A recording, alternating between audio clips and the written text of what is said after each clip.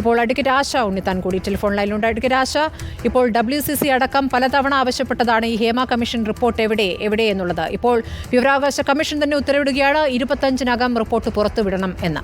എങ്ങനെ പ്രതികരിക്കുന്നു?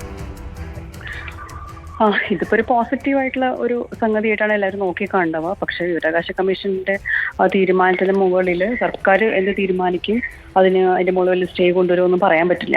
മാത്രമല്ല ഇതിൽ കൺസേൺഡ് ആയിട്ടുള്ള എല്ലാവരും, അതായത് ഇപ്പം എന്താ പറയുക, പരാതി ഉന്നയിച്ച ആളുകൾക്ക് ഇത് പുറത്തു വരണം, ആരൊക്കെയാണോ നമ്മളെ ഉപദ്രവിച്ചത് അത്തരം കാര്യങ്ങളിൽ അവർ ശിക്ഷിക്കപ്പെടണം, ഇനി മേലാലുള്ള ആളുകൾക്ക് സംഭവിക്കാൻ പാടില്ല എന്നുണ്ടാവും. പക്ഷെ അതേസമയം തന്നെ ആരോപണ വിധേയരായ ആളുകൾ അതിന്റെ മുകളിൽ ഉറപ്പായിട്ടും തന്നെ കോടതിയെ സമീപിക്കുകയോ മറ്റോ ചെയ്യുമെന്ന് നമ്മൾ വിചാരിക്കണം. പിന്നെ ഇപ്പോൾ കാണുന്നൊരു പ്രത്യേകത എന്ന് പറഞ്ഞാൽ ഇങ്ങനൊരു പ്രതീക്ഷ നമുക്കുണ്ട്, വിവരാവകാശ കമ്മീഷനിൽ നിന്നും ഇങ്ങനൊരു പ്രതീക്ഷ നമുക്കുണ്ട് എന്നുള്ളത് നമ്മൾ ഉന്നയിച്ചിരുന്ന, അതായത് ഇപ്പം WCC അടക്കമുള്ള ഈ കാര്യങ്ങളിൽ സപ്പോർട്ട് ചെയ്ത് നിൽക്കുന്ന നമ്മളെപ്പോലെയുള്ള ആളുകളൊക്കെ ഉന്നയിച്ചിരുന്ന വിഷയം കറക്റ്റ് ആണ് എന്ന് ഒരു കമ്മീഷൻ പറയുമ്പോൾ അതിൻ്റെ ഒരു ജസ്റ്റിസ് അവിടെ ആ രീതിയിലെ ജസ്റ്റിസിനെ നമുക്ക് നോക്കി കാണാൻ സാധിക്കും. അതൊരു എന്തോ ബാലിശമായിട്ട് മറ്റാരെങ്കിലേക്കോ മോശമായി ചിത്രീകരിക്കാനോ ഒന്നുമല്ല. വ്യക്തമായി തന്നെ ഈ ഒരു വിഷയത്തിൽ ഇത്രയും കാലമായിട്ട് വേണ്ടതായ രീതിയിൽ ഒരു നിലപാടെടുത്തിട്ടില്ല. ഇപ്പം മന്ത്രിയൊക്കെ പറഞ്ഞു എന്ന് പറയുന്ന പോലത്തെ ഒരു കാര്യത്തിലേക്ക് വന്നിട്ടേ ഇല്ല. അതിന് വേണ്ടുന്ന ഒരു അഴിച്ചുപണിയോ അല്ലെങ്കിൽ അതിൻ്റെ ഒന്നും തന്നെ അവിടെ വന്നു കഴിഞ്ഞിട്ടില്ല.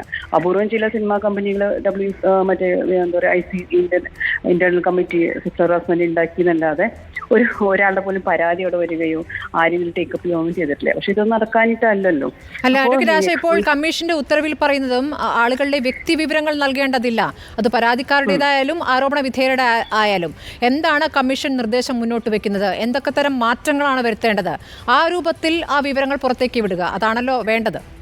അതെ, അതാണ് അതിൻ്റെ ഒരു ആവശ്യം. പക്ഷെ ഒരിക്കലും ഇപ്പോൾ നമുക്ക് കോടതിയിലായാലും കേസിലെ ഫെയറൊക്കെ വരുന്ന സമയത്ത് ഒരിക്കലും നമ്മൾ വിക്ടിമിൻ്റെയോ അല്ലെങ്കിൽ പ്രോസിക്യൂട്ടേഴ്സിൻ്റെയോ ഒന്നും പേര് വരാറില്ല. പക്ഷെ ഉറപ്പായിട്ടും ഇതിന് എക്യൂസിൻ്റെ പേര് വരാറുണ്ട്.